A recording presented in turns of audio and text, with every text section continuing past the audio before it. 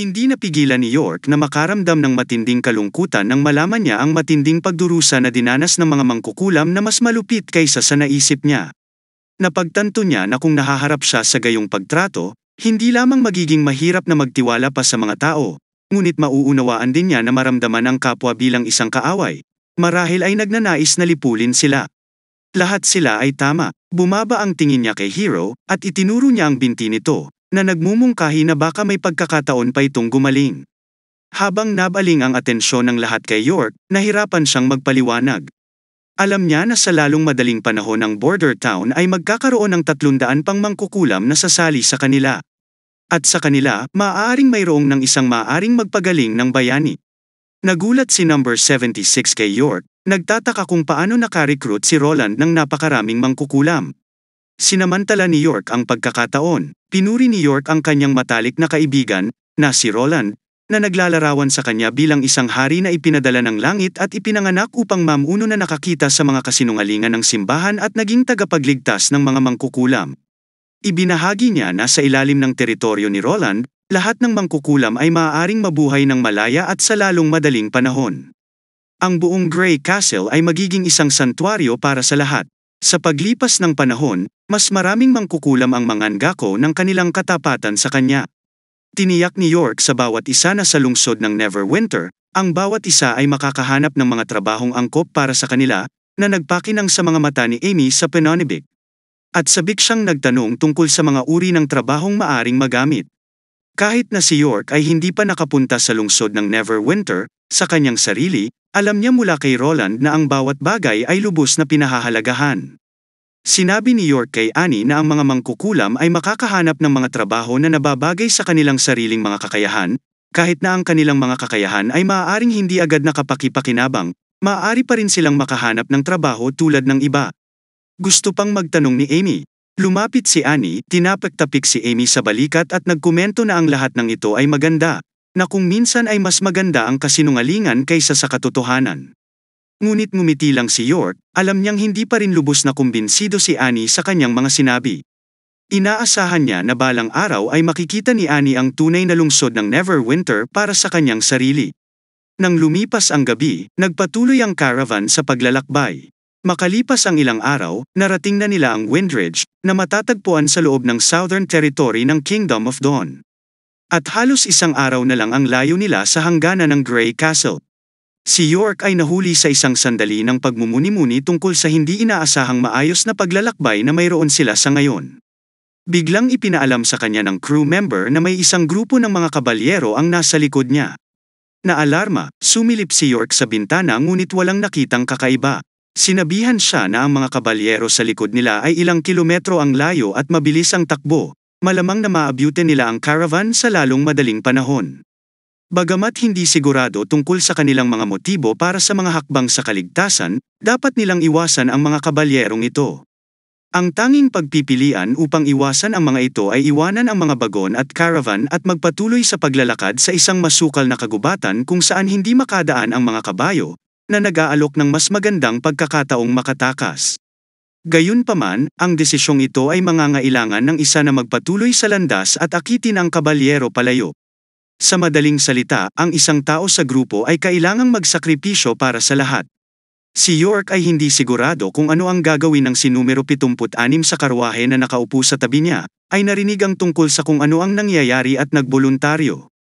Habang humihinto ang caravan at naghahanda para sa isang solong tao na mamuno sa mga bagon, tinitingnan muna ni York kung handa na ba ang mga mangkukulam na pumasok sa kagubatan. Kapag naayos na ang lahat, hihilingin niyang makipag-usap kay numero 76 ng pribado.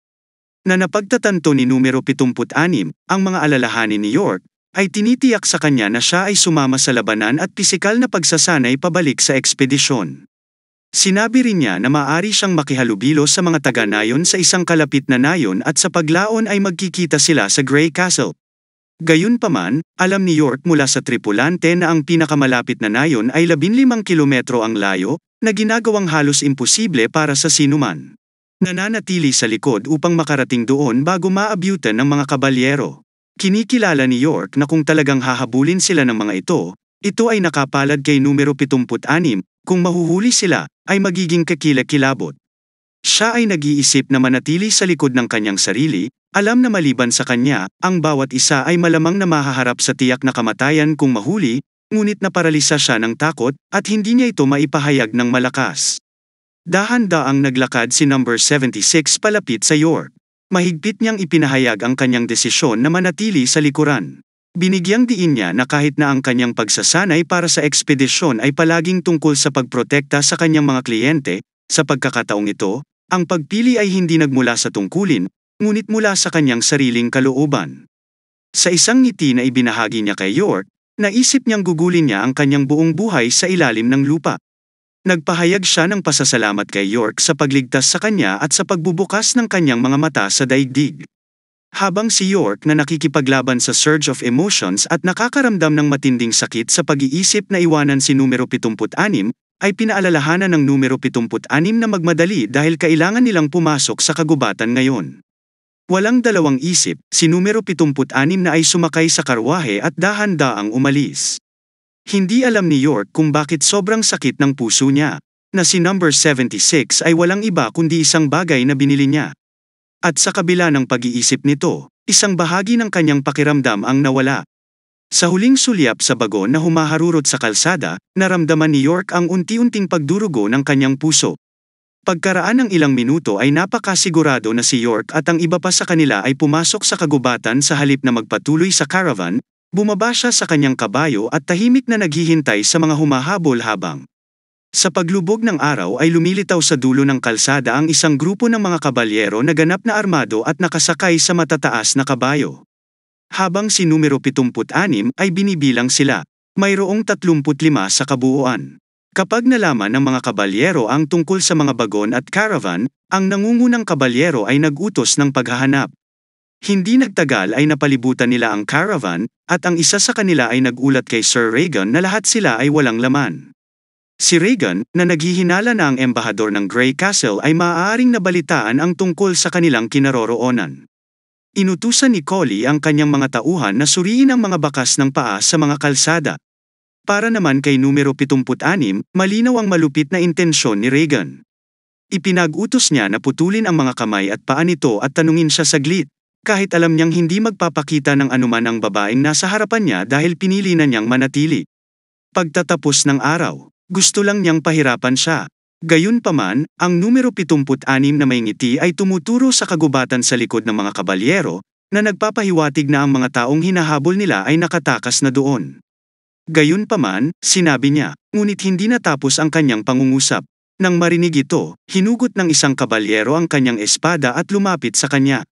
Hinihiling sa kanya na tapusin ang kanyang sinasabi sa isang biglaang paggalaw, ang kanyang mga mata ay naging dugo, at sa bilis ng kidlat, hinawakan niya ang ulo ng kabalyero at marahas na hinayla siya mula sa kanyang kabayo, itinapon siya sa kabayo.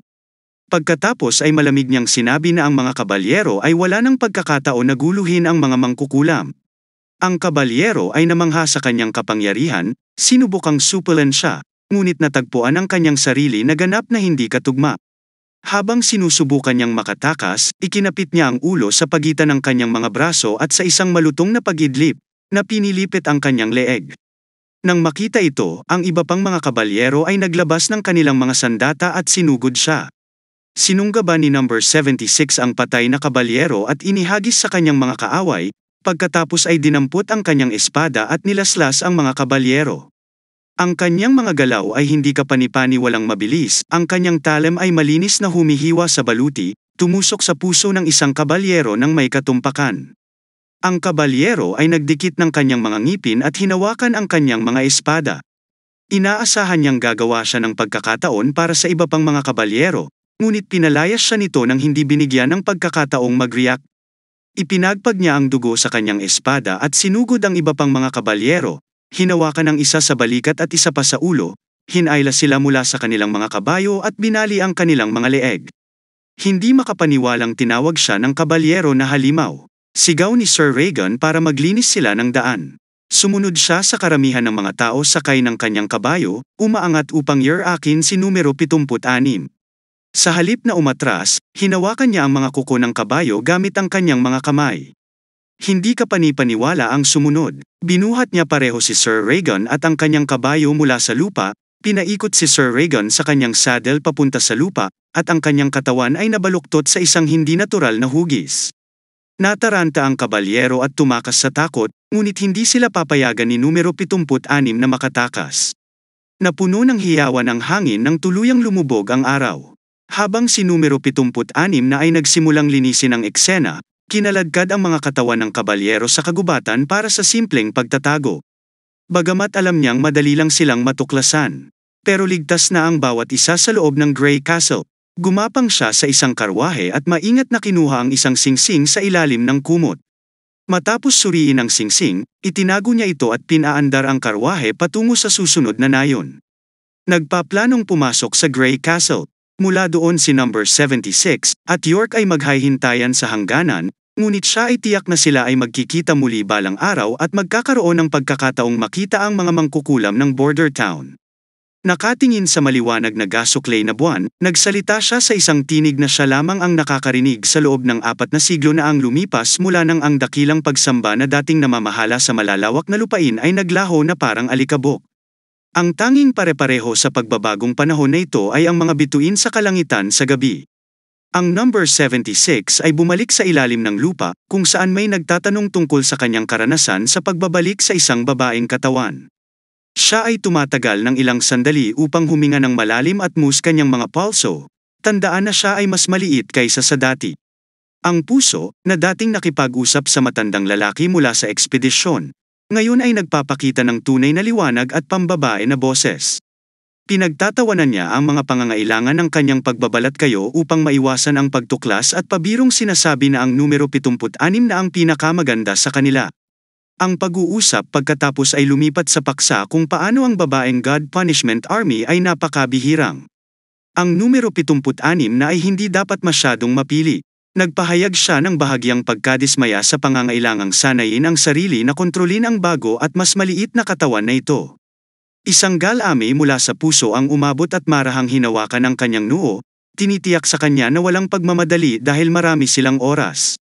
Isa pang boses ng babae mula sa mga mahihirap na tanong kung bakit kailangan nilang makipag-ugnayan sa mga mortal, na nagmumungkahi na ang mga mangkukulam ay maaaring direktang lapitan sa halip.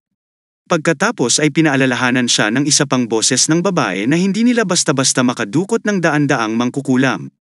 Kung hindi, inilalagay nila sa panganib ang kanilang sarili na ituring na mga halimaw ng nakababatang henerasyon ng mga mangkukulam. Ang isang seryosong boses pagkatapos ay nagbibigay diin na ang mundo ay nagbago mula noong 400 taon na ang nakakaraan, at dapat silang matutong makipag-ugnayan sa mga mortal. Ibinaling ang kanyang atensyon kay numero 76, ang seryosong boses ay nagtatanong tungkol sa kanyang mga iniisip. Ang numero 76 na tila walang pakialam ay nagsasaad na handa siyang gawin ang lahat upang maibalik ang kaluwalhatian ng tequila. Tiniyak niya sa kanyang mga kapatid na babae na walang alinlangan na mahahanap niya ang napili na kailangan upang buhayin ang instrumento ng banal na paghihiganti. Ilang boses ng babae ang nag-wish sa kanya ng good luck. Bumabalik sa lupa, paminsan-minsang binibisita ni numero 76 ang mga nakaligtas sa Tekara, ngunit hindi niya nakalimutan ang kanyang misyon. Naniniwala siya na ang paghahanap ng napili ay tiyak na haantong sa kanila upang talunin ang mga demonyo. Nasa sabik sa naisipin nito, binilisan niya ang kanyang lakad.